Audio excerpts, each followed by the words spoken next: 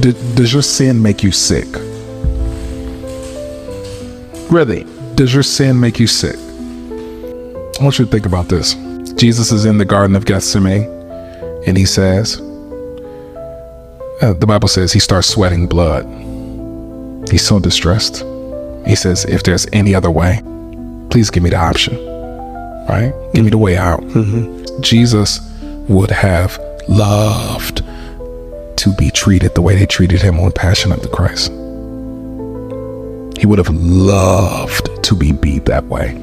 It was such a cute depiction of what really happened. He would have ate that if it was just what we saw in that movie. And that was the best depiction we ever seen of Jesus's crucifixion. The crucifixions were worse than that. His intestines were hanging out. His entire rib cage was showing on both sides. His beard chunks were pulled out. His spine was opened up and exposed. The tissues and the muscles around his spine were exposed. He was beat butt naked. He was mutilated from his penis down. Isaiah chapter 11 says you could not tell whether he was man or a woman. And he was naked. Romans didn't crucify you with a garment. You were naked. The closest thing they had in that movie was how when they beat him with the cat of nine tail whips with the hooks and they were ripping chunks out of him. Closest thing they had in that movie was when the Roman guard, after they beat him on his back, the Roman guard turned him over, went like that, and they beat him in the front. That's how they did him. All of this was ripped open, all in shreds.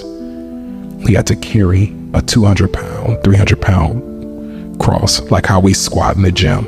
He had to carry that for some miles up a hill with his body open, all his blood gone, completely no energy, and he carries it for a long way. Shows you how strong Jesus was in his human body. A man has to help him. He gets pierced in his hands with nails. The nails are like railroad picks.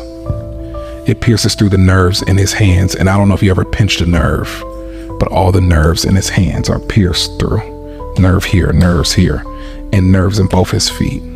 So he has shocking nerve pain in both arms, but while he's on the cross, he's suffocating. This is all in the medical examination of what happened to him, right? He's suffocating. So he has to lean up to breathe, but he's on a rugged, splintery cross and his spine is open.